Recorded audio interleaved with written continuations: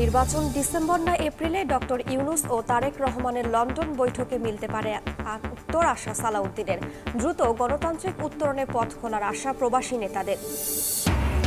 মর্যাদাপূর্ণ king Charles harmony award পেলেন doctor Yunus. Buckingham প্যালেসে রাজার সঙ্গে একান্ত বৈঠক। সংস্কার প্রক্রিয়া ও গণতান্ত্রিক উত্তরণ নিয়ে আলোচনা। এবং ফের মাথা চাড়া দিচ্ছে করোনা সংক্রমণ রোধে পরীক্ষা সহ টিকা কার্যক্রম চালু রাখার পরামর্শ। বরিশাল বিভাগে ডেঙ্গুর ভয়াবহ প্রকোপ, হাসপাতালে 264 রোগী।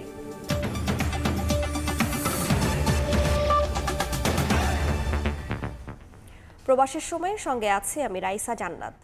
প্রধান উপদেষ্টা ডক্টর মোহাম্মদ ইউনূস ও বিএনপির ভারপ্রাপ্ত চেয়ারম্যান তারেক রহমানের বৈঠকের দিকে তাকিয়ে দেশ।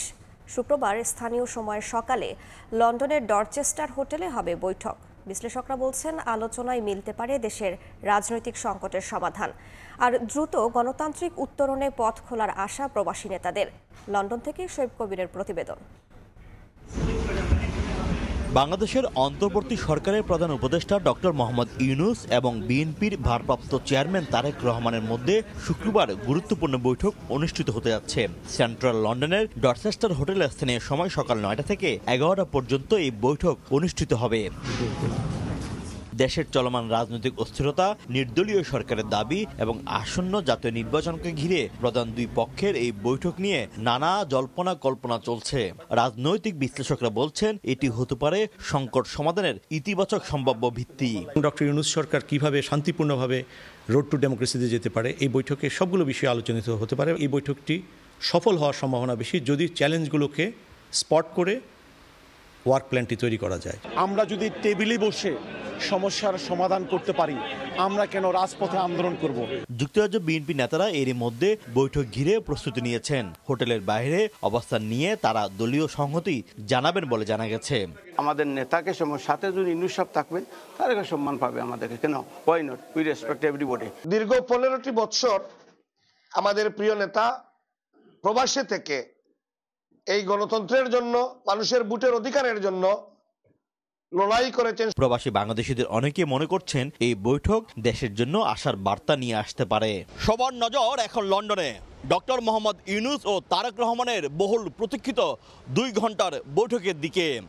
রাজনৈতিক সংকট নিরসনের নতুন টার্নিং পয়েন্ট খুলে দিবে সমঝোতার নতুন দুয়ার, নাকি সংকট আরও ঘনীভূত হবে? শুক্রবারের এই বৈঠক ঘিরে এখন চলছে নানা জল্পনা কল্পনা। শোয়েব কবির, সময় সংবাদ, লন্ডন। ডিসেম্বর না এপ্রিল, নির্বাচন কবে? ডক্টর ইউনূস ও তারেক রহমানের বৈঠকে মিলতে পারে উত্তর, এমনটি মনে করেন বিএনপির স্থায়ী কমিটির সদস্য সালাউদ্দিন আহমদ। নির্বাচনকালীন সরকারের নিরপেক্ষতার বিষয়টিও গুরুত্ব পাবে বলে জানিয়েছেন তিনি। নির্বাচনমুখী সংস্কার, জুলাই হত্যার বিচার ও প্রশাসন থেকে ফ্যাসিস্টের দোসরদের সরানোর বিষয়েও হবে আলোচনা। বিস্তারিত আহমেদ সালেহিনের রিপোর্টে। আগামী ডিসেম্বরের মধ্যেই জাতীয় নির্বাচন অনুষ্ঠিত হতে হবে। আগামী জাতীয় নির্বাচন 2026 সালের এপ্রিলের প্রথমার্ধের যে কোনো একটি দিনে অনুষ্ঠিত হবে। ডিসেম্বরে ভোটের দাবিতে বিএনপির অনড় অবস্থানের মধ্যেই এপ্রিলে নির্বাচনের রোডম্যাপ অন্তর্বর্তী সরকারের। এ নিয়ে নাখোশ দলটি। এর মধ্যেই লন্ডনে বিএনপির ভারপ্রাপ্ত চেয়ারম্যান তারেক রহমানের সঙ্গে বৈঠক হচ্ছে প্রধান উপদেষ্টা ডক্টর মোহাম্মদ ইউনূসের। হাই প্রোফাইল এই বৈঠকের দিকে তাকিয়ে পুরো দেশ। বিএনপির নীতি নির্ধারণী পর্যায়ের নেতা সালাউদ্দিন আহমদ বলছেন, বৈঠকে প্রাধান্য পাবে নির্বাচনের সময় পুনর্নির্ধারণের বিষয়টি। নির্বাচনকালীন সময়ে সরকারের নিরপেক্ষতার বিষয়টিও গুরুত্ব পাবে আলোচনায়। প্রধান উপদেষ্টা এবং তিনি যদি একান্তে আলাপ করে একটা জায়গায় পৌঁছতে পারেন, তাহলে সবাই একটা, আমার মনে হয় যে সন্তোষজনক একটা অবস্থান নিতে পারবে। সেটা এপ্রিলের অতি অবশ্যই আগে হওয়া সম্ভব, বা ডিসেম্বরের পরেও যদি রিজনেবল টাইম থাকে সেই জায়গাতেও আসা সম্ভব। সেটা আলোচনার উপর নির্ভর করবে। গণতান্ত্রিক রাজনীতির মধ্যে আলাপ আলোচনার কোনো বিকল্প নাই। অন্তর্বর্তীকালীন সরকারের নিরপেক্ষতা নিয়ে যে সমস্ত প্রশ্ন উত্থাপিত হয়েছে সেগুলো আমরা পুনরুল্লেখ করব, যে সরকারের নিরপেক্ষতা, যাতে জনগণের মধ্যে নিরপেক্ষতা নিয়ে যাতে কোনো রকমের সন্দেহের সৃষ্টি না হয়। এছাড়া নির্বাচনমুখী সংস্কার, প্রশাসনে ফ্যাসিস্টদের দোসরদের অপসারণের বিষয়টিও গুরুত্ব পাবে বৈঠকে।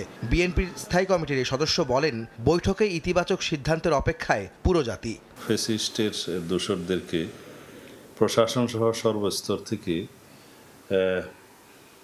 তাদেরকে অপসারণ করার একটা দাবির বিষয় আমাদের সবসময় ছিল, এখনো থাকবে। কারণ এগুলো একটি নিরপেক্ষ নির্বাচন অনুষ্ঠানের জন্য অত্যন্ত জরুরি। তাছাড়া নির্বাচনমুখী যে সমস্ত সংস্কার আমরা সবসময় এগুলো চিহ্নিত করে অগ্রাধিকার ভিত্তিতে বাস্তবায়নের কথা বলেছি, সেই বিষয়টাও থাকবে। জুলাই সনদ ছাড়াও গণহত্যার বিচার প্রসঙ্গে আলোচনা হবে বলে জানান বিএনপির এই নেতা। যে 1 মাসের ভিতরে। আহমেদ সালেহীন, সময় সংবাদ, ঢাকা। বিএনপির ভারপ্রাপ্ত চেয়ারম্যান তারেক রহমানের দেশে ফেরায় কোনো বাধা নেই। সকালে গাজীপুরের সালনা হাইওয়ে থানা পরিদর্শন শেষে সাংবাদিকদের প্রশ্নের জবাবে একথা জানান স্বরাষ্ট্র উপদেষ্টা জাহাঙ্গীর আলম চৌধুরী। উপদেষ্টার সাথে তারেক রহমানের একটা বৈঠক রয়েছে, সেই বৈঠকের পর তারেক রহমানের দেশে ফেরাটা সহজ হবে কিনা আপনি কি মনে করছেন? এই ব্যাপারে ওনার তো দেশে ফেরার তো কোনো অসুবিধা নাই। উনি যে কোনো সময় ইচ্ছা, উনি বাংলাদেশের নাগরিক, যে কোনো সময় ইচ্ছা উনি দেশে ফিরতে পারেন। ব্রিটেনের মর্যাদাপূর্ণ কিং চার্লস হারমোনি অ্যাওয়ার্ড গ্রহণ করেছেন প্রধান উপদেষ্টা ডক্টর মোহাম্মদ ইউনূস। ক্ষুদ্র ঋণ প্রকল্পের মাধ্যমে দারিদ্র্য বিমোচন এবং সামাজিক ব্যবসায় অবদান রাখায় এর সম্মাননা পেয়েছেন তিনি। বৃহস্পতিবার বাংলাদেশ সময় রাত 8টায় লন্ডনের সেন্ট জেমস প্যালেসে ডক্টর ইউনূসের হাতে পুরস্কার তুলে দেন ব্রিটিশ রাজা তৃতীয় চার্লস। এর আগে বাকিংহাম প্যালেসে রাজার সঙ্গে একান্ত বৈঠক করেন প্রধান উপদেষ্টা। এ সময় জুলাই গণ অভ্যুত্থান ও সংস্কার প্রক্রিয়া নিয়ে ব্রিটিশ রাজাকে অভিহিত করেন ডক্টর ইউনূস। 1990 সাল থেকে কিং চার্লস হারমোনি অ্যাওয়ার্ড দিয়ে আসছে ব্রিটেনের বর্তমান রাজা তৃতীয় চার্লস প্রতিষ্ঠিত দ্য কিংস ফাউন্ডেশন।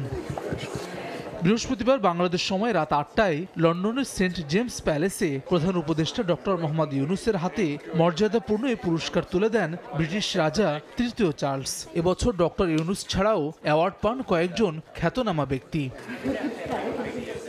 প্রধান উপদেষ্টার প্রেস সচিব জানান, ক্ষুদ্র ঋণ প্রকল্পের মাধ্যমে দারিদ্র্য বিমোচন এবং সামাজিক ব্যবসায় অবদান রাখায় কিং চার্লস হারমোনি অ্যাওয়ার্ড পেয়েছেন অধ্যাপক ইউনূস। পুরো বাংলাদেশের জন্য এটা একটা বড় অনার। তো উনি যে ওনাকে এই অ্যাওয়ার্ডটা দেওয়া হচ্ছে যে ওনার লাইফ লং যে উনি যেই কাজগুলো করেছেন, যেমন ধরেন মাইক্রো ক্রেডিট পায়োনিয়ারিং করা, এই সোশ্যাল বিজনেস কনসেপ্ট, প্লাস হচ্ছে উনি 3.0 নিয়ে কাজ করেছেন। তো কিং চার্লস ওনার যে পুরো যে লাইফ লং যে ডেডিকেশন মানুষের জন্য, মানুষের মঙ্গলার্থে যে কাজগুলো উনি করেছেন, তারই স্বীকৃতি হবে king Charles the third harmony award. এর আগে বাংলাদেশ সময় 4:30টায় বাকিংহাম প্যালেসে প্রধান উপদেষ্টাকে স্বাগত জানান রাজা তৃতীয় চার্লস। দুজনের মধ্যে 30 মিনিটের একান্ত বৈঠকে দুই দেশের সম্পর্ক, জলবায়ু পরিবর্তন, বৈশ্বিক মানবিক সমস্যা এবং সুশাসনের মতো বিষয় উঠে আসে। তরুণদের ক্ষমতায়ন সহ নানা বিষয়ে ভূমিকা রাখায় ডক্টর ইউনূসের প্রশংসা করেন রাজা। পরে প্রেস সচিব জানান, দেশের পরিবর্তিত পরিস্থিতি এবং সংস্কার প্রক্রিয়া নিয়ে ব্রিটিশ রাজার সঙ্গে আলোচনা করেছেন প্রধান উপদেষ্টা। মিটিংয়ে বাংলাদেশের যে বড় রকমের একটা যে ট্রানজিশন হচ্ছে সেগুলো নিয়ে রিপোর্ট কথা হয়েছে। আর আমাদের চিফ অ্যাডভাইজার কিং চার্লসকে জানিয়েছেন যে তারা কি কি রিফর্ম ইনিশিয়েটিভ নিয়েছেন। এরপরই ব্রিটিশ হাউস অব কমন্সের স্পিকার স্যার লিন্ডসে হয়েলের সঙ্গে বৈঠক করেন প্রধান উপদেষ্টা। বৈঠকে ঢাকায় নিযুক্ত British high commissioner Sarah Cook উপস্থিত ছিলেন। হাসান ওয়ালি, সময় সংবাদ।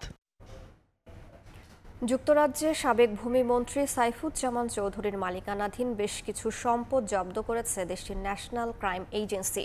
কাতার ভিত্তিক গণমাধ্যম আল জাজিরার প্রতিবেদন অনুযায়ী বাংলাদেশ কর্তৃপক্ষের আইনি অনুরোধের পরিপ্রেক্ষিতে এই পদক্ষেপ নিয়েছে যুক্তরাজ্য। মানি লন্ডারিংয়ের অভিযোগে ক্ষমতাচ্যুত প্রধানমন্ত্রী শেখ হাসিনার ঘনিষ্ঠ ও আওয়ামী লীগ নেতা সাইফুজ্জামান চৌধুরীর বিরুদ্ধে এরই মধ্যে তদন্ত শুরু হয়েছে। চলমান তদন্তের অংশ হিসেবে এনসিএ সাইফুজ্জামান চৌধুরীর বেশ কিছু সম্পদের বিরুদ্ধে ফ্রিজিং অর্ডার জারি করেছে। সাইফুজ্জামান যুক্তরাজ্যে আবাসনের ব্যবসা করেন। তার বিরুদ্ধে বিপুল অর্থ পাচারের অভিযোগ রয়েছে।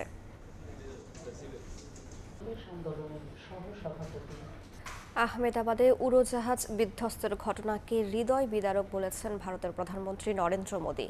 যুক্তরাজ্য, রাশিয়া, ইউরোপের শীর্ষ নেতাদের পাশাপাশি শোক বার্তা দিয়েছেন বাংলাদেশের প্রধান উপদেষ্টা ডক্টর মোহাম্মদ ইউনূসও। ভারতের আহমেদাবাদের সর্দার বল্লভভাই প্যাটেল আন্তর্জাতিক বিমানবন্দর থেকে উড্ডয়নের কয়েক মিনিট পরই বিধ্বস্ত হয় এয়ার ইন্ডিয়ার বোয়িং 787-8 ড্রিমলাইনার। হতাহতের খবর ছড়িয়ে পড়তেই শোকের ছায়া নামে ভারত জুড়ে। রাষ্ট্রপতি দ্রৌপদী মুর্মু এ ঘটনাকে হৃদয় বিদারক বিপর্যয় বলে অভিহিত করেছেন। এক্সে দেয়া পোস্টে নরেন্দ্র মোদী লিখেছেন, হৃদয় বিদারক এ ঘটনা ভাষায় বর্ণনা করা সম্ভব নয়। স্বরাষ্ট্রমন্ত্রী অমিত শাহ বলেন, এই দুর্ঘটনার খবর শুনে ভাষা হারিয়ে ফেলেছেন তিনি। শোক জানিয়ে বার্তা দিয়েছেন বিমান পরিবহন মন্ত্রী, পররাষ্ট্রমন্ত্রী এস জয়শঙ্কর, বিজেপি সভাপতি জেপি নাড্ডা। শোক জানিয়েছেন শিল্পপতি গৌতম আদানিও। যুক্তরাজ্যের প্রধানমন্ত্রী কিয়ার স্টারমার ঘটনার দৃশ্যকে অত্যন্ত ধ্বংসাত্মক উল্লেখ করে বলেন, অনেক ব্রিটিশ নাগরিক ওই ফ্লাইটে ছিলেন, তাদের পরিবারের জন্য এই সময় ভয়ানক কষ্টের। ব্রিটেনের পররাষ্ট্রমন্ত্রী ডেভিড ল্যামি জানান, ভারতীয় কর্তৃপক্ষের সঙ্গে যোগাযোগ করে দ্রুত সহায়তা নিশ্চিত করা হচ্ছে। লন্ডনের মেয়র সাদিক খান বলেন, যারা উড়োজাহাজটিতে ছিলেন তাদের পরিবার ও বন্ধুদের পাশে আছেন তিনি। প্রতিক্রিয়া জানিয়েছেন ইউক্রেনের প্রেসিডেন্ট ভলোদিমির জেলেনস্কিও। বলেন, ভারত, যুক্তরাজ্য, পর্তুগাল ও কানাডার নাগরিকদের নিয়ে ঘটে যাওয়া এই দুর্ঘটনা ভয়াবহ। আহমেদাবাদ ট্র্যাজেডিতে শোক প্রকাশ করেছেন বাংলাদেশের প্রধান উপদেষ্টার অধ্যাপক মোহাম্মদ ইউনুস। উড়োজাহাজ দুর্ঘটনায় গভীর শোক ও সমবেদনা জানিয়েছেন তিনি। নাদিম মারজান, সময় সংবাদ। সিলেট ও সুনামগঞ্জ সীমান্ত দিয়ে আরও ৭০ জনকে পুশ ইন করেছে বিএসএফ। এদিকে লালমনিরহাটে পুশ ইনের চেষ্টা করলে ফিরিয়ে দেওয়া হয় ১২ জনকে। স্বরাষ্ট্র উপদেষ্টা জানিয়েছেন, অমানবিকভাবে পুশ ইনের বিষয়টি ভারতীয় হাই কমিশনারকে জানানো হয়েছে। সীমান্ত দিয়ে পুশ ইন এখন নিত্যদিনের ঘটনা হয়ে দাঁড়িয়েছে। ভারত থেকে জোর করে বাংলাদেশে পাঠানো হচ্ছে অনেককে। গভীর রাতে সিলেটের জৈন্তাপুরের মোকামপুঞ্জিতে ১৭, মিনাটিলায় ২৩ এবং কোম্পানিগঞ্জের কালাইরাগ সীমান্ত দিয়ে ১৩ জনকে জোরপূর্বক পাঠানো হয়। এছাড়া সুনামগঞ্জের ছাতকের নোয়াকট সীমান্ত দিয়েও ১৭ জনকে পুশ ইন করা হয়। এসব সীমান্ত দিয়ে পাঠানো ৭০ জনকেই আটক করেছে বিজিবি। এরই ধারাবাহিকতায় বৃহস্পতিবার ভোরেও লালমনিরহাটের হাতীবান্ধার সীমান্ত এলাকার কাঁটাতার খুলে ১২ জনকে ঠেলে পাঠানোর চেষ্টা করে বিএসএফ, কিন্তু বিজেপি ও গ্রামবাসীর বাধায় সে চেষ্টা ব্যর্থ হয়। পরে ওই ১২ জনকে ভারতের সীমান্ত এলাকায় রাখা হয়। এই নিয়ে বিজিবির পক্ষ থেকে বিএসএফকে পতাকা বৈঠকের আহ্বান করা হয়েছে। ভারত থেকে অমানবিকভাবে পুশ ইন করা হচ্ছে উল্লেখ করে বিষয়টি ভারতীয় হাই কমিশনারকে জানানো হয়েছে বলে জানিয়েছেন স্বরাষ্ট্র উপদেষ্টা। বাংলাদেশি নাগরিক যদি ওই অগদেশে থাকে আমরা অবশ্যই নিব, কিন্তু তারা একটা প্রপার চ্যানেলে আসতে হবে। ওনারা করে নাকি এটা ফলো না করে এই জঙ্গলে রাস্তা দেখি জায়গায় না ওই সব জায়গায় গিয়ে করে, এটা একটু অমানবিক।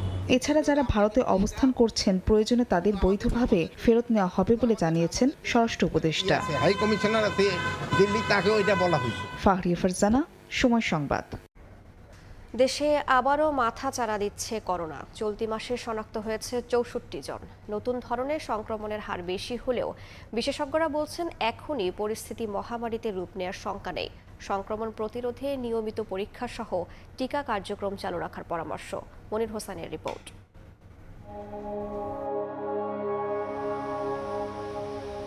২০২০ সালের ৮ মার্চ প্রথমবারের মতো বাংলাদেশে শনাক্ত হয় করোনা আক্রান্ত রোগী। এর ১০ দিন পরই ঘটে প্রথম মৃত্যুর ঘটনা।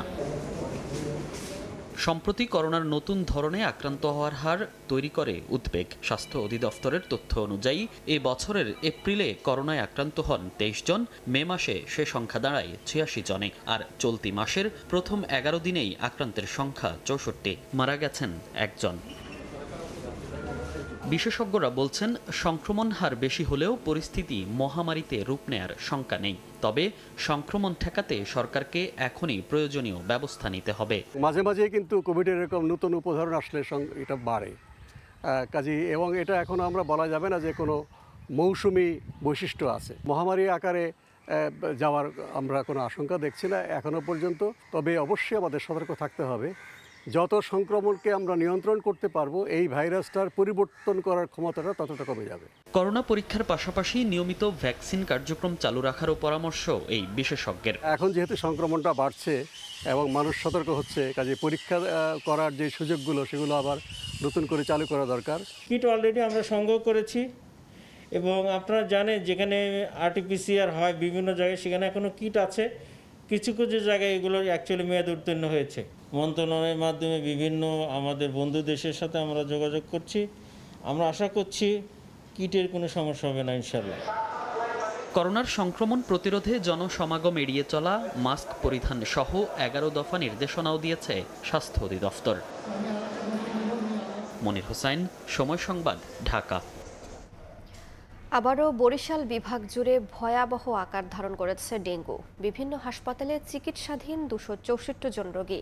আলাদা ওয়ার্ড না থাকায় সাধারণ রোগীদের সঙ্গেই চিকিৎসা নিচ্ছেন ডেঙ্গু আক্রান্তরা।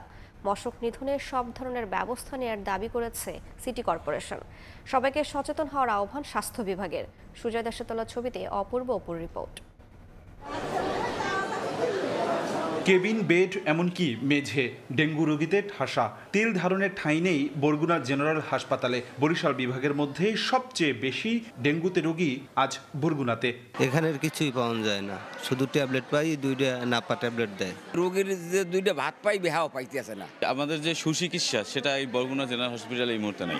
বাসার আশেপাশে রাঙিনা পরিষ্কার পরিচ্ছন্ন থাকলে, জমা পানি না থাকলে ডেঙ্গু এতখানি বিস্তার লাভ করত বলে মনে হয় না। এক্ষেত্রে সামাজিকভাবে সবারই দায়িত্ব আছে ডেঙ্গুটাকে নিয়ন্ত্রণ করার। বরিশাল সহ দক্ষিণাঞ্চলে ডেঙ্গুর ভয়াবহতা বাড়ছে। গত 24 ঘন্টায় নতুন করে আক্রান্ত হয়েছেন 89 জন। বরিশাল বিভাগের বিভিন্ন হাসপাতালে 264 জন এখন চিকিৎসা নিচ্ছেন। বিভাগের সবচেয়ে বড় চিকিৎসা কেন্দ্র বরিশাল শের-ই-বাংলা মেডিকেল কলেজ হাসপাতালে দেখা যায় ডেঙ্গু আক্রান্তদের আলাদা কোনো ওয়ার্ড করা হয়নি। রাখা হয়েছে অন্য সাধারণ রোগীদের সঙ্গে, টাঙানো হয়নি মশারি। এতটাই জ্বরের তাপমাত্রা ছিল, কোনোভাবে কন্ট্রোল আসে নাই, পরে খিচুনি উঠে গেছে। ডেঙ্গু ওয়ার্ডে ভর্তি দিয়েছে, কিন্তু ডেঙ্গু ওয়ার্ডে থাকার মতো কোনো বেড নাই। এক বেডে 2 জন রোগী শুয়ে আছে। রোগী অনেক, বুঝছেন, রোগীর বসার কোনো অবস্থান নাই। আমাদের রোগীর চাপের কারণে বেডে রোগী থাকে, বেডের নিচে থাকে, সিঁড়ির কোনায় থাকে, চিপা চাপা সব জায়গায় রোগী থাকে। আমরা যেখানে জায়গা পাই সেখানে রুকি দিই। এদিকে বরিশাল শহর জুড়ে 2 মাস ধরে ব্যাপকভাবে পরিষ্কার পরিচ্ছন্নতা কার্যক্রম চালানো হচ্ছে দাবি করে সিটি কর্পোরেশন বলছে ডেঙ্গু মোকাবেলায় সবার সচেতনতা বাড়াতে হবে।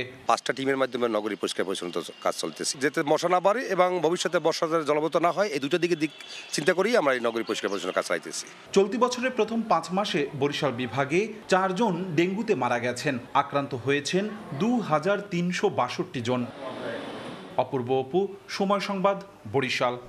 সরকার ঘোষিত ঈদের ছুটি প্রায় শেষ। রোববার থেকে পুরো দমে খুলবে অফিস আদালত। তার আগেই রাজধানীতে ফিরছেন কর্মজীবী মানুষ। রেলওয়ে স্টেশন, লঞ্চ ও বাস টার্মিনালে এখন যাত্রীর ভিড়। ফিরতি যাত্রায় স্বস্তি থাকায় খুশি সবাই। পরিবার পরিজনের সঙ্গে ঈদ উদযাপন শেষে কর্মস্থলে ফেরার পালা। বৃহস্পতিবার ভোর থেকেই কমলাপুর রেলওয়ে স্টেশনে ফিরতি যাত্রার ট্রেনে যাত্রী চাপ চোখে পড়ার মতো। পরিবারের সঙ্গে কাটানো সময় আর স্বজনদের মমতা মাখা ঈদ সামগ্রী নিয়েও ফিরছেন অনেকে। বিয়ের পরে প্রথম কুরবানির ঈদ, আগে এত দায়িত্ব পালন করি না, এবারই প্রথম, এটাই মেমোরিজ। ঈদেই তো সবার সাথে দেখা হয়, তাছাড়া সবাই বাইরে থাকে জীবিকার তাগিদে। 2 দিন পর তো ছুটি শেষ, অনেক চাপ হবে, এই কারণে আগে চলে আসা। কিছু গরুর গুড় আছে, চাউল আছে, দেশে থেকে নিয়ে আসলাম। বাড়ি যাই, আনন্দ করি, এটাই আমাদের জীবনের জন্য অনেক কিছু। কমলাপুর রেলওয়ে স্টেশনের ব্যবস্থাপক বলছেন ফিরতি যাত্রায় স্বস্তি বজায় রাখার ব্যাপারে আশাবাদী রেল সংশ্লিষ্ট সবাই। ঈদের আগে কোনো শিডিউল বিপর্যয়ের ঘটনা ঘটে নাই। যাত্রীদের ভ্রমণ স্বস্তিদায়ক ছিল এবং ঈদের পরেও আজকে 4র্থ দিন যাত্রীদের ভ্রমণ স্বস্তিদায়ক আছে। এই ভ্রমণ যাত্রা যেন স্বস্তিদায়ক থাকে সেই ব্যাপারে আমাদের যথেষ্ট প্রস্তুতি আছে।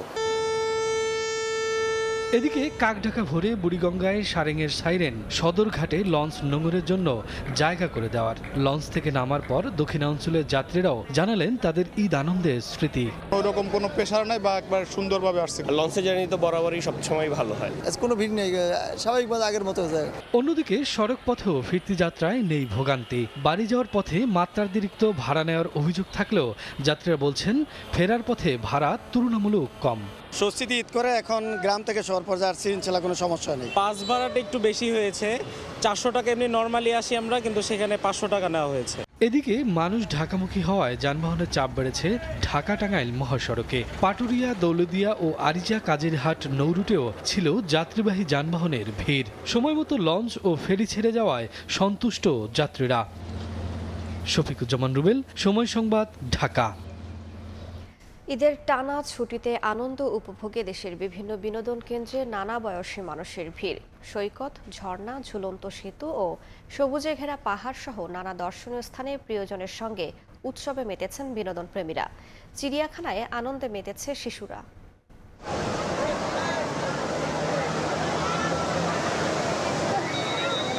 ঈদের টানা ছুটিতে সৈকত শহর কক্সবাজারে বাঁধ ভাঙা আনন্দে মেতেছেন ভ্রমণ পিপাসুরা। সাগর তীরে পর্যটকদের ঢল, নোনা জলে খুনসুটি কিংবা স্মৃতির ফ্রেমে নিজেদের বন্দি করতে ব্যস্ত অনেকেই। গত 6 দিনে কক্সবাজারে এসেছেন প্রায় 6 লাখ পর্যটক। সবাই সবার মতো আনন্দ করতেছে, সবার ফ্যামিলি ভালো লাগতেছে। একটা বছরে যত দুঃখ কষ্ট বা যত কিছু সব একদম ধুয়ে মুছে যায়। সবাই মিলে একটু চিল করার জন্য সেই জন্য সাগরের পাড়ে আসে। ঈদের 6ষ্ঠ দিনেও দর্শনার্থী ও পর্যটকে মুখর খাগড়াছড়ি জেলার বিভিন্ন পর্যটন ও বিনোদন কেন্দ্র। বিশেষ করে আলুটিলা গুহা, রিছাং ঝর্ণা, জেলা পরিষদ পার্কে পর্যটকের উপস্থিতি বেশি লক্ষণীয়। এছাড়া চেঙ্গি নদীর পাড় ও প্রাকৃতিক সৌন্দর্য মণ্ডিত বিভিন্ন স্থান ও ভ্রমণ পিপাসুদের উপস্থিতিতে মুখর। পর্যটন নির্ভর ব্যবসা বাণিজ্যও বেশ জমজমাট। উঁচু নিচু রোডটা দেখেছি আঁকাবাঁকা, তারপর অনেক উপরে, তো এটা এত উপর থেকে কোনো সময় দেখা হয় নাই, তো এটা দেখেও খুব মজা লাগতেছে। বাংলাদেশে এত সুন্দর দৃশ্য আছে, অথচ আমরা আসতে পারি না কাজের ব্যস্ততার কারণে। এখন মানুষটা বাড়ছে, তো আমরা খুব এনজয় করেছি আর কি। অবসর সময় কাটাতে বিভিন্ন বিনোদন কেন্দ্রে ভিড় করেন রাজধানীবাসীও। চিড়িয়াখানা ছিল দর্শনার্থীদের পদচারণায় মুখর। বাঘ, ভাল্লুক দেখে প্রাণী জগৎকে জানছে শিশুরা। 1 সপ্তাহ বা 10 দিন ছুটি আমি দেখিনি, এই জন্য মানুষ একটু ঘুরতে পারতেছে একটু সময় নিয়ে। হাতি দেখলাম, বাঘ দেখলাম, লায়ন দেখলাম। বাচ্চা কাচ্চা আছে, ওই জন্য আসছি, বাচ্চারা দেখবে, ঘুরবে। বাচ্চার সাথে যে অ্যাটাচমেন্ট বাবা মায়ের, সেটা তো অন্য কারোর সাথে আর হয় না। ভবিষ্যতে শৌচাগার, সুপেয় পানির ব্যবস্থা সহ রাজধানীর বিনোদন কেন্দ্রগুলোর ব্যবস্থাপনায় আরও বেশি নজর দেওয়ার দাবি দর্শনার্থীদের। রিমু সিদ্দিক, সময় সংবাদ। কক্সবাজার সমুদ্র সৈকতে গোসল করতে নেমে বারবারই ঘটছে দুর্ঘটনা। অনেক সময় মৃত্যুও ঘটছে পর্যটকদের। গেল 10 বছরে সমুদ্রে গোসলে নেমে মৃত্যু হয়েছে 60 জনের। তারপরও সমুদ্র স্নানে পর্যটকদের নিরাপত্তায় নেই পর্যাপ্ত লাইফ গার্ড কর্মী ও উদ্ধার সরঞ্জাম। মোহাম্মদ ফরাজের ক্যামেরায় বিস্তারিত জানাচ্ছেন সুজাউদ্দিন রুবেল। কক্সবাজার সমুদ্র সৈকত ঈদের টানা ছুটিতে ভ্রমণে এসে সমুদ্র স্নান করছেন লাখো পর্যটক, কিন্তু তাদের নিরাপত্তায় এই পয়েন্টে নিয়োজিত রয়েছে মাত্র 4 জন লাইফগার্ড কর্মী। তাদের কাছে নেই পর্যাপ্ত উদ্ধার সরঞ্জাম। 20 থেকে 30 হাজার মানুষ যদি পানিতেই থাকে, 10 থেকে 20 জন লাইফগার্ড তো শুধু এখানে সুগন্ধা পয়েন্টের জন্যই লাগে। আমাদের পক্ষে যতটুকু সম্ভব আমরা অতটুকু কভার দেওয়ার চেষ্টা করতেছি। 100 থেকে 150 লাইফগার্ড, একদম প্রশিক্ষিত লাইফগার্ড থাকা দরকার, এবং অন্তত 5টি থেকে 10টি পয়েন্টে।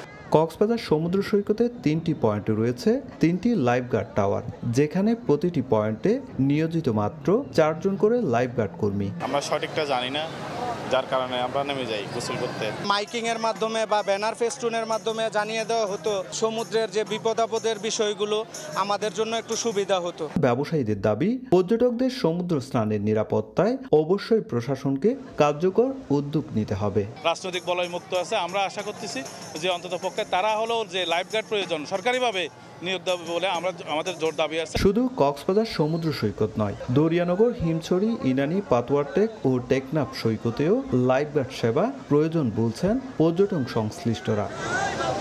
সুজাউদ্দিন রুবেল, সময় সংবাদ, কক্সবাজার। 58 দিনের নিষেধাজ্ঞা শেষ হওয়ায় সাগর পানে জেলেরা। পর্যাপ্ত ইলিশ মিলে ক্ষতি পুষিয়ে নেওয়ার আশা জেলেদের। তবে প্রকৃতির চোখ রাঙানিতে মাছ ধরতে যাওয়া নিয়ে শঙ্কা থেকেই যাচ্ছে। জাল, নৌকা ও ট্রলার নিয়ে সাগরের পানে ছুটছেন জেলেরা। আশা ধরা পড়বে ঝাঁকে ঝাঁকে ইলিশ। কক্সবাজার, পটুয়াখালী, ভোলা সহ দেশের সবগুলো উপকূলে নোঙর করা হয়েছে অধিকাংশ মাছ ধরার ট্রলার। জাল গুছিয়ে বরফ, খাবার, জ্বালানি ও প্রয়োজনীয় সরঞ্জাম ট্রলারে তুলে চলছে গভীর সমুদ্রের পথে যাবার প্রস্তুতি। কেউ আবার আগেই ট্রলার নিয়ে রওনা দিয়েছেন সাগরে। ভরা মৌসুমে প্রচুর ইলিশ মিললে ক্ষতি পুষিয়ে নেওয়ার আশা জেলেদের। তবে অনেক জায়গায় এখনো সরকারি বরাদ্দের সহায়তা বিতরণ করা হয়নি বলে অভিযোগ তাদের। বাজার বুজার সব জেলেরা বাজার লইছি, আজকে জামু যা সাগরের মাছ ধরুম, যদি মাছ পাই দেন ওষুধ দিতে পারবো। আল্লাহ যদি মাছ দেয় তো আমরা মনে করেন বাল বাচ্চা লইয়া ডাইল ভাত খাই। আর এই 58 দিন শেষে সমুদ্রে গিয়ে তাদের কাঙ্ক্ষিত মাছ, ইলিশ সহ অন্যান্য যে সামুদ্রিক প্রজাতির মাছ আছে সেই মাছ তারা আহরণ করতে পারবে, সেইটাই আমরা প্রত্যাশা করছি।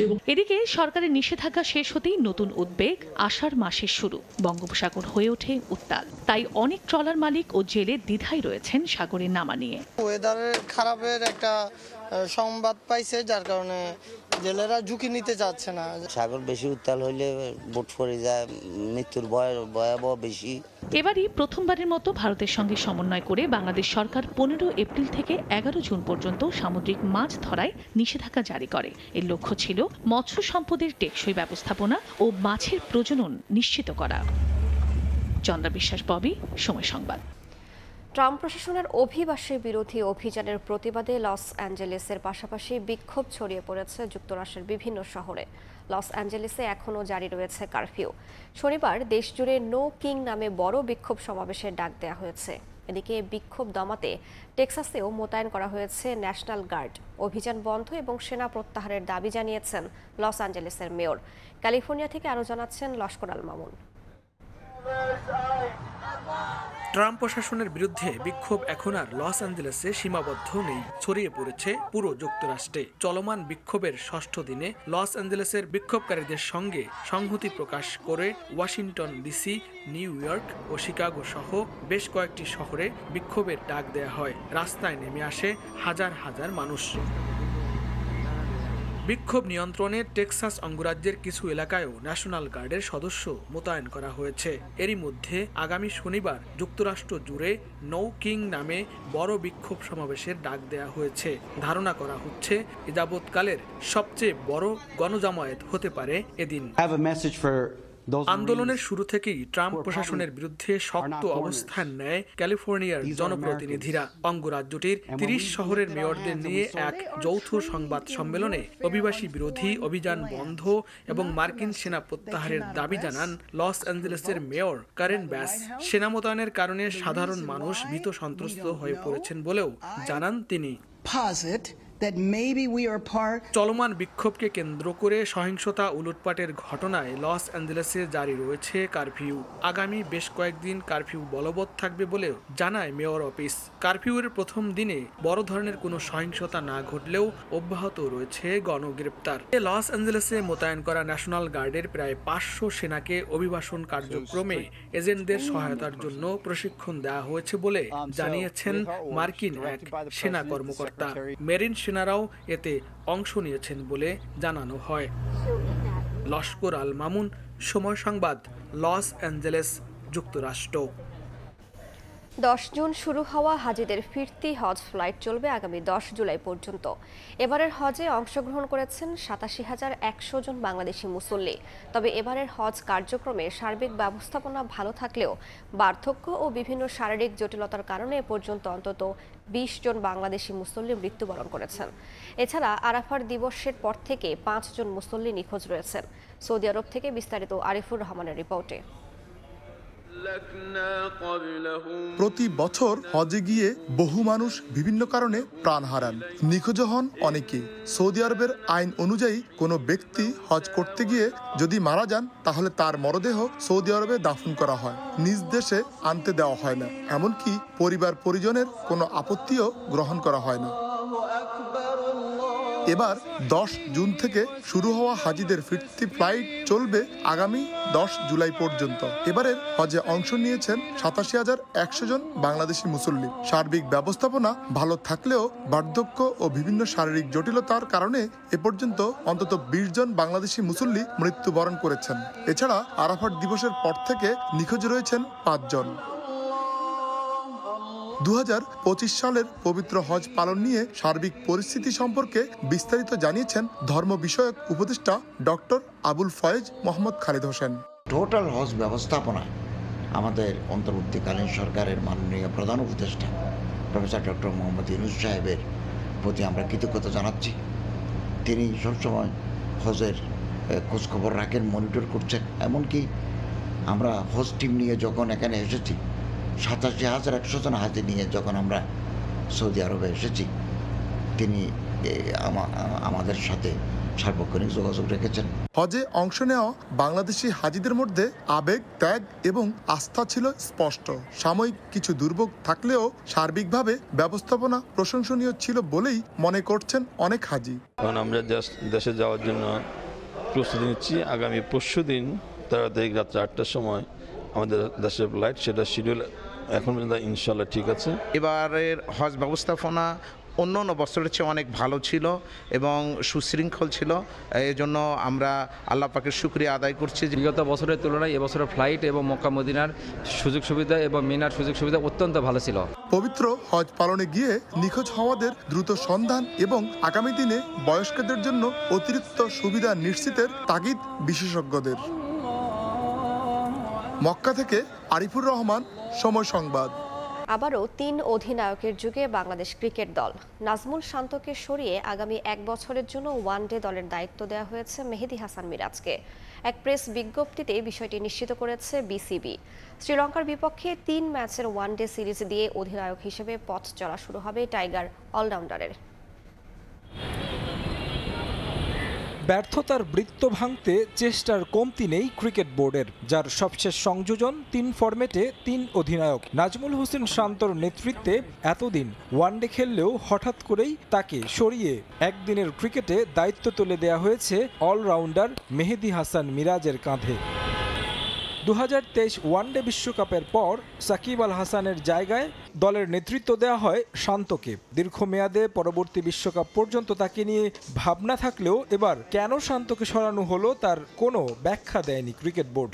সংবাদ বিজ্ঞপ্তিতে জানিয়ে দেওয়া হলো, একদিনের ক্রিকেটে টাইগারদের নেতৃত্ব দিবেন মিরাজ, তবে সাদা পোশাকের নেতৃত্ব শান্তর কাঁধেই থাকছে। আর সংক্ষিপ্ত সংস্করণে আস্থা লিটন দাসের উপর। শ্রীলঙ্কার বিপক্ষে আসন্ন ওয়ানডে সিরিজ থেকেই অধিনায়কের দায়িত্ব পালন শুরু করবেন এই অলরাউন্ডার। রঙিন পোশাকে 13 ম্যাচে টাইগারদের নেতৃত্ব দিয়েছেন শান্ত, যেখানে মাত্র 4 ম্যাচে জয়ের দেখা পেয়েছেন তিনি। এর মাঝেই শান্তর অনুপস্থিতিতে 4 ওয়ানডেতে বাংলাদেশ দলকে নেতৃত্ব দিয়েছেন মেহেদী হাসান মিরাজও। যদিও অন্তর্বর্তীকালীন যাত্রাটা একেবারে ভালো হয়নি তার, একটি ম্যাচেও দলকে দিতে পারেননি জয় উপহার। অলরাউন্ড নৈপুণ্য আর বয়স ভিত্তিক পর্যায়ে দলকে নেতৃত্ব দেওয়ার অভিজ্ঞতা আছে মিরাজের। অনূর্ধ্ব-19 স্তরে শান্তরা খেলেছেন মিরাজের নেতৃত্বে। সিনিয়র স্তরে এবার প্রথম পূর্ণ দায়িত্ব পেলেন এই অলরাউন্ডার। এখন পর্যন্ত 105 ওয়ানডেতে বাংলাদেশের হয়ে প্রতিনিধিত্ব করেছেন মিরাজ। 2 সেঞ্চুরিতে 1617 রানের পাশাপাশি 120 উইকেট শিকার করেছেন ডানহাতি অলরাউন্ডার। সংবাদ বিজ্ঞপ্তিতে জানানো হয়েছে, মিরাজের অদম্য মানসিকতা, দলকে প্রাণবন্ত রাখার দক্ষতা বর্তমান সময়ে তার হাতে নেতৃত্ব তুলে দিতে ভূমিকা রেখেছে। একই সঙ্গে নাজমুল হোসেন শান্তকে ধন্যবাদ জানান দায়িত্ব পালনের জন্য। তারেক হাসান শিমুল, সময় সংবাদ। মেহেদী হাসান মিরাজকে বাংলাদেশ ওয়ানডে দলের নতুন অধিনায়ক করায় উচ্ছ্বাস প্রকাশ করেছে তার নিজ জেলা খুলনার ভক্ত সমর্থকরা। বৃহস্পতিবার রাতে নগরীর খালিশপুরে খবর শোনার পরপরই জড়ো হতে থাকেন তারা। মিরাজ অধিনায়ক হওয়ায় এ সময় মিরাজের ক্রিকেট একাডেমি, কাশীপুর ক্রিকেট একাডেমির পক্ষ থেকে আনন্দ র্যালি বের করা হয়। র্যালিটি খালিশপুর এলাকার বেশ কয়েকটি মূল সড়ক প্রদক্ষিণ করে। এতে স্থানীয় ভক্তদের পাশাপাশি অংশ নেন খুলনার ক্রিকেটাররা। পরে একে অপরকে মিষ্টি মুখ করিয়ে আনন্দ ভাগাভাগি করে নেন। এ সময় তারা প্রত্যাশা করেন মিরাজের হাত ধরে বাংলাদেশের ক্রিকেট অনেক দূর এগিয়ে যাবে।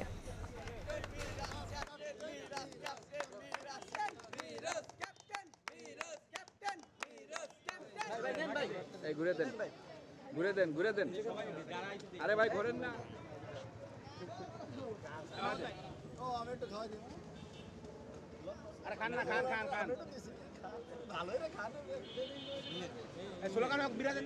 আমরা প্রত্যাশা করি যে মিরাজ যেভাবে বিগত দিনে আমাদের দেশকে রিপ্রেজেন্ট করেছে, সেইভাবে এখন বর্তমানে অধিনায়ক হয়েছে, তার নতুন একটা দায়িত্ব পেয়েছে, সেই দায়িত্ব সে সুন্দরভাবে পালন করবে এবং আমাদের ক্রিকেটকে একটা অন্য উচ্চতায় নিয়ে যাবে। আমাদের প্রত্যাশা ওরা বাংলাদেশ টিমে নতুন এক জায়গায় পৌঁছাবে। এখন যারা আছে আমি মনে করি তাদের মধ্যে ওই ক্যাপ্টেন হওয়ার মূল দাবিদার মিরাজ বাংলাদেশের টিমরে এগিয়ে নেওয়ার জন্য সর্বোচ্চ ভূমিকা পালন করতে পারবে। মানসম্মত বোলার, পিচ আর সময় এত কিছুর অভাব নিয়েই শ্রীলঙ্কা যাচ্ছে বাংলাদেশ ক্রিকেট দল। প্রস্তুতি ম্যাচ না থাকায় আপাতত ভরসা ভিডিও ফুটেজ অ্যানালাইসিসে। লক্ষ্য আগের সার্কেলের চেয়ে এই টেস্ট চ্যাম্পিয়নশিপে উন্নতি। নিজের স্কোয়াড নিয়েও সন্তুষ্ট অধিনায়ক নাজমুল হোসেন শান্ত। ভুল শুধরে জয়ের ধারায় ফিরতে চান এই ক্রিকেটার। ব্যর্থতার ঘেরাটোপ, মাঠ ও মাঠের বাইরে একই অবস্থা দেশের ক্রিকেটের। এর মাঝেই শ্রীলঙ্কায় লম্বা সফর, ঘুরে দাঁড়াতে করতে হবে দারুণ কিছু। তবে এমন সিরিজের আগে যেন আক্ষেপে ফুটে উঠল অধিনায়কের কণ্ঠে। পাকিস্তান সিরিজটা একটু ডিলে হইলো, যার কারণে একটু সময়টা কম পাওয়া গেছে কিছু ক্ষেত্রে, বাট এক্সকিউজ হিসেবে এটা দিতে চায় না। ডোমেস্টিক যখন খেলি তখন যদি ওই জায়গাগুলোতে আর একটু বেটার উইকেটে প্র্যাকটিস করি বা ম্যাচ খেলি বা নেট প্র্যাকটিসগুলো করি, তাহলে আমার মনে হয় যে এর ভেতর দিয়েও স্কিলটা ইমপ্রুভ করা সম্ভব। আনঅর্থোডক্স বোলারের স্বর্গরাজ্য লঙ্কাদ্বীপ, ব্যাটারদের জন্য তো বড় পরীক্ষাই। এই সিরিজেও একাধিক মিস্ট্রি বোলার নিয়ে দল সাজিয়েছে শ্রীলঙ্কা। তা সামলাতে প্রস্তুতি কেমন? এরকম টাইপের বোলার তো আমাদের দেশে নাই। আরও ভালো মানের যদি বল আমরা ফেস করতে পারি তাহলে হয়তো কিছুটা ওদের সাথে ম্যাচ করা যাবে। খুব স্পেসিফিকভাবে প্রিপারেশন নেওয়াটা ডিফিকাল্ট, বাট আমার মনে হয় যে যতটুকু সম্ভব মেন্টালি বা ভিডিও দেখে যতটুকু নেওয়া যায়। এত না থাকার মাঝে সন্তুষ্টি অধিনায়কত্বের মেয়াদ বাড়ানো। স্কোয়াড নিয়েও খুশি শান্ত। বোলিং সাইডে দেখছেন ভারসাম্য, ইঙ্গিত দিলেন নিজের ব্যাটিং পজিশন বদলানোর। এখন এখানে বলতে চাই না, কারণ অপোনেন্ট যদি দেখে বিষয়টা আসলে অনেক আগে থেকে ওপেন হয়ে যাবে, বাট আমি যে কোনো পজিশনে খেলার জন্য প্রস্তুত আছি। দুই দিকে ব্যালেন্স আছে, আসলে আমরা দুই ধরনের কম্বিনেশনে যেতে পারি ওই কন্ডিশনটা বুঝে। সো টিম নিয়ে আমি খুবই খুশি। সবশেষ টেস্ট চ্যাম্পিয়নশিপে ঘরের মাঠে ভরাডুবির পরেও 4 ম্যাচ জেতে বাংলাদেশ। এবার লক্ষ্য জয়ের সংখ্যাটা বাড়ানোর। ভুল ত্রুটি শুধরিয়ে দায়িত্ব দিয়েছেন টপ অর্ডার ব্যাটারদের ওপর। একটা সময় হয়তো বাংলাদেশ টিমও একদিন ফাইনাল খেলবে, বাট এত দূরে যদি আমি এখনো চিন্তা করি তাহলে বোকামি হবে। লক্ষ্য থাকবে যে 4, 5, 6-এর মধ্যে যদি এবছর আমরা আসতে পারি। খুবই বাজে ক্রিকেট খেলেছিলাম লাস্ট সার্কেলে ঘরের মাঠে। সো ঘরের মাঠে যদি আমরা জিতা থাকতাম তাহলে কিন্তু আমরা হয়তো আরো 2টা ম্যাচ বা 3টা ম্যাচ বেশি জেতা থাকতো। 3 দফায় শ্রীলঙ্কা যাবে বাংলাদেশ দল। 17 তারিখ গলে শুরু প্রথম টেস্ট। সাব্বির মিথুন, সময় সংবাদ, ঢাকা। ম্যানচেস্টার সিটি ছেড়ে ইতালিয়ান ক্লাব নাপোলিতে নাম লেখালেন বেলজিয়াম তারকা কেভিন ডি ব্রুইনা। 2 বছরের চুক্তিতে সিরি আ চ্যাম্পিয়ন দলে যোগ দিলেন সাবেক সিটিজেন তারকা। মৌসুম শেষ হওয়ার আগেই ঘোষণা দিয়েছিলেন ইংলিশ ক্লাব ম্যান সিটি ছাড়ছেন কেভিন ডি ব্রুইনা। এরপর থেকে বেশ কয়েকটি ক্লাব তাকে দলে ফেরাতে যোগাযোগ করে। শেষ পর্যন্ত ইতালিয়ান ক্লাবকে বেছে নিয়েছেন বেলজিয়াম তারকা। 2 বছরের চুক্তি হলেও 2 পক্ষ রাজি থাকলে 3 বছর পর্যন্ত বাড়তে পারে চুক্তির মেয়াদ। একই দলে আছেন তার জাতীয় দলের সতীর্থ রোমেলু লুকাকু, আছেন ইপিএল খেলা তারকা ম্যাকটোমিনে। নাপোলির প্রেসিডেন্ট ব্রুইনার সঙ্গে হাত মেলানো ছবি পোস্ট করে বিষয়টি নিশ্চিত করেছেন এবং সামাজিক যোগাযোগ মাধ্যমে তিনি লিখেন, স্বাগতম কেভিন।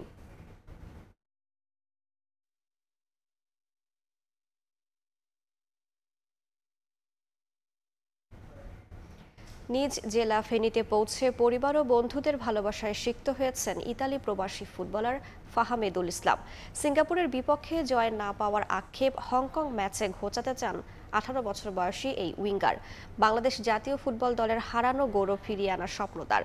নিজ জেলায় নতুনদের ফুটবলের প্রতি আগ্রহী করার লক্ষ্য ফাহামেদুলের। পাশাপাশি ইতালি লিগেও আরও বড় ক্লাবে খেলতে চান বলে জানিয়েছেন ফাহামেদুল। ফেনী থেকে বিস্তারিত জানাচ্ছেন আতিয়ার সজল। সিঙ্গাপুরের বিপক্ষে ম্যাচ শেষে ভেঙেছে জাতীয় দলের ফুটবলারদের মিলন মেলা। প্রায় 23,000 দর্শকের সামনে জাতীয় স্টেডিয়ামে সিঙ্গাপুরকে হারাতে না পারার আক্ষেপ নিয়ে দেশে ফিরেছেন হামজা সমিত্রা। বাংলার ফুটবলের আরেক কাণ্ডারি ইতালি প্রবাসী ফুটবলার ফাহামেদুল ইসলাম ছুটে যান ফেনী জেলায় প্রিয়জনদের কাছে। জাতীয় দলে অন্য সবার চেয়ে ফাহামেদুলের জায়গা পাওয়াটা ছিল একটু আলাদা। মার্চ 19-তে সৌদি আরবের জাতীয় দলের সঙ্গে ক্যাম্পে যোগ দিয়েও কোচের পছন্দ না হওয়ায় ফিরে যান ইতালিতে। সমর্থকদের আন্দোলন ও বিক্ষোভের পর তাকে ফেরানো হয় দলে। গত 4 জুন ভুটানের বিপক্ষে অভিষেক ম্যাচে দুর্দান্ত পারফর্ম করে তাকে অবহেলার যোগ্য জবাব দিয়েছেন ফাহামেদুল। তবে এশিয়ান কাপ বাছাই পাননি প্রত্যাশিত সাফল্য। আক্ষেপ থাকলেও তা ভুলে নতুন শুরুর অপেক্ষায় ইতালিতে বেড়ে ওঠা এই ফুটবলার। ফেনীতে ফাহামেদুলের আসার খবরে ছুটে আসেন স্থানীয় কোচ, পরিবার ও বন্ধুরা। সংবর্ধনা ও ভালোবাসা সিক্ত হন 18 বছর বয়সী এই উইঙ্গার। বাংলাদেশের ফুটবল অনেকদিন অনেকটা ঘুমিয়েছিল, নতুন করে আবার বাংলাদেশ ফুটবল, যারা ফুটবল সমর্থক সবাইকে স্বপ্ন দেখাচ্ছে, এটাই খুব ভালো লাগতেছে। আমি নিজেও আজ থেকে 6 মাস আগে কল্পনা করিনি বা চিন্তাও করিনি যে আমার ছেলে দেশে পাঠাবো।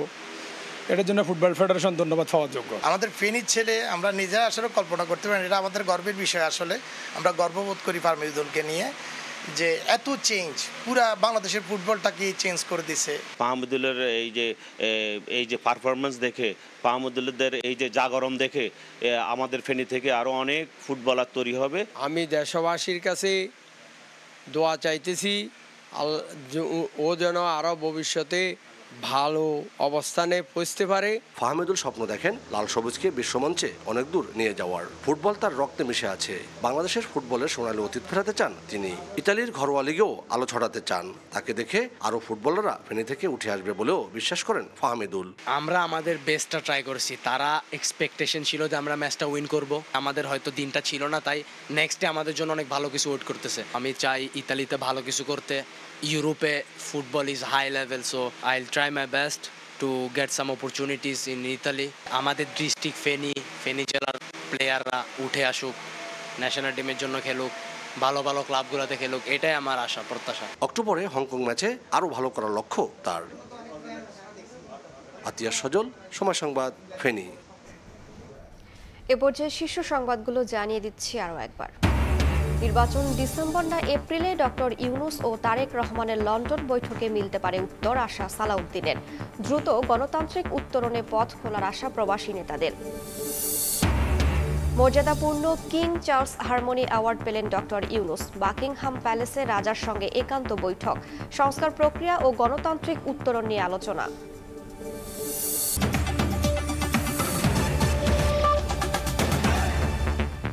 এই ছিল প্রবাসের সময়, সঙ্গেই থাকুন সময়ের।